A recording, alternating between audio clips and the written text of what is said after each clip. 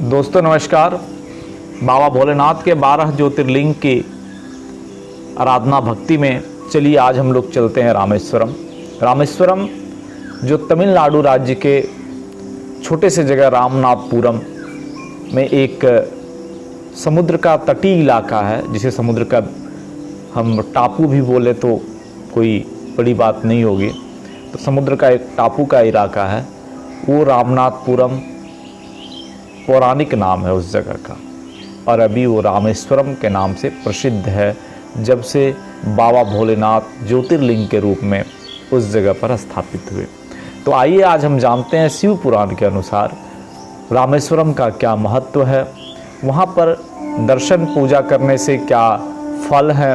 हिंदू सनातन धर्म की पौराणिक मान्यता के अनुसार रामेश्वरम के बारे में आज हम संपूर्ण जानकारी जानने का प्रयास करते हैं, और इसी कड़ी में बाबा रामेश्वरम तक हम पहुंचते हैं, क्योंकि हमारी जो कड़ी चल रही है सावन महीने में भोलेनाथ की कड़ी में 12 ज्योतिर्लिंग का भ्रमण हम कर रहे हैं।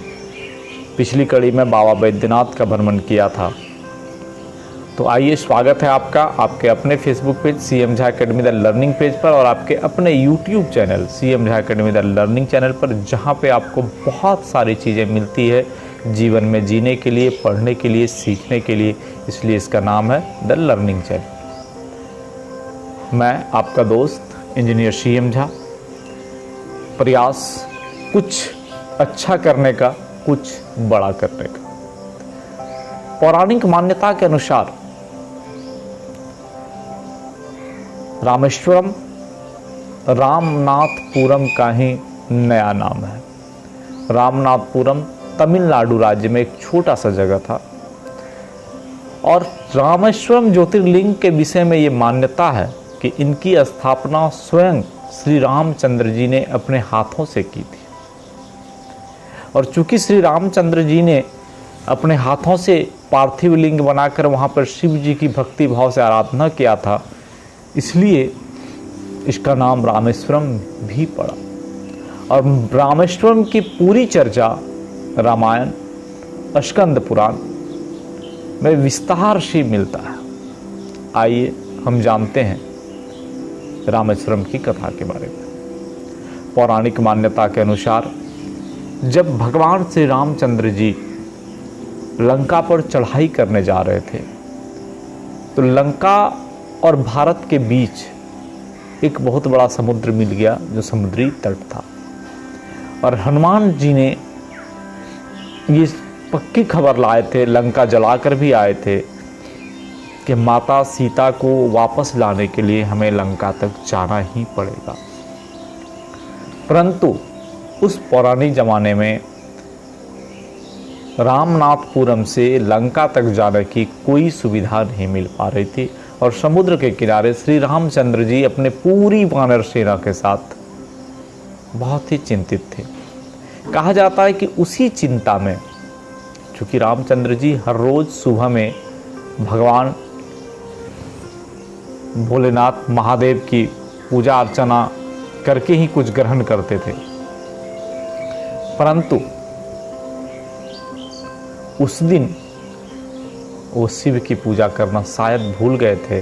और जब उन्होंने कुछ जल ग्रहण करने का प्रयास किया, तो कुछ देववाणी हुई थी उनके मन में या गगन में, कि आज आपने शिव की पूजा करना भूल गया। क्योंकि भगवान राम शिव को और शिव भगवान राम को दोनों एक दूसरे को गुरु मानते थे, और गुरु की पूजा सर्वप्रथम होनी थी। तो ये बात जब भगवान रामचंद्र जी ने सुनी, तो उन्होंने वहीं पर पार्थिव लिंग बनाकर समुद्र के तट पर ही बाबा भोलेनाथ की बृहत पूजा की थी। इस बाबा भोलेनाथ प्रसन्न हुए, और चूंकि सर्वप्रथम बाबा श्री रामचंद्र जी ने बाबा भोलेनाथ की पूजा किया था, इसलिए उस जगह का नाम रामेश्वरम ही पड़ा। श्री रामचंद्र जी की पूजा से प्रसन्न होकर बाबा भोलेनाथ वहाँ पर प्रकट भी हुए थे, और उन्होंने श्री रामचंद्र जी को लंका विजय का आशीर्वाद दिया था। भगवान शिव ने लोक कल्याणार्थ ज्योतिर्लिंग के रूप में रामनगरम में निवास करे, इसके लिए सारे वानर सेनाओं ने, रामचंद्र जी ने, देवताओं ने प्रार्थना किया। तो बाबा भोलेनाथ ने इस प्रार्थना को स्वीकार करते हुए उसी पार्थिव लिंग में अपनी ज्योति से प्रवेश किया और ज्योतिर्लिंग के रूप में विराजमान हो गए, जो आज तक हम लोग रामेश्वरम में बाबा भोलेनाथ को 12 ज्योतिर्लिंग के रूप में देखते हैं। एक कथा और भी है पुराणों में वर्णित। जब श्री रामचंद्र जी लंका विजय के उपरांत भारत लौट रहे थे, यानी अयोध्या लौट रहे थे, तो लंका पार करके, समुद्र पार करके वो उसी जगह रामनगरम में, जो पहले गंधमादन पर्वत के रूप में था, एक छोटी सी पर्वत थी गंधमादन पर्वत, तो गंधमादन पर्वत पर पहला पड़ाव डाला था और वहाँ पे सारे ऋषि मुनि यक्ष गंधर्व उनसे मिलने के लिए आए थे।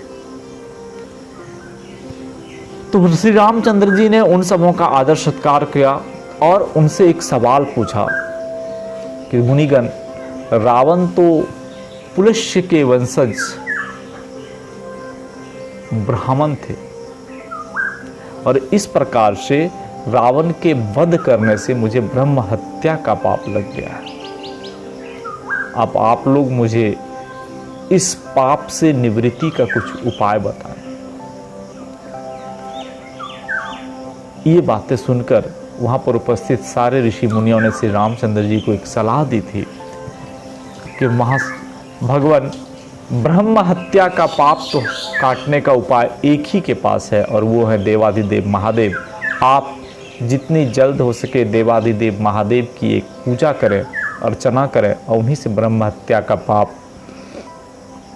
निवृत्ति का वरदान प्राप्त करें। श्री रामचंद्र जी ने उनकी बात मानते हुए हनुमान जी को एक आदेश दिया कि तुम कैलाश पर्वत पर जाओ और वहाँ से बाबा भोलेनाथ की एक शिवलिंग लेके आओ।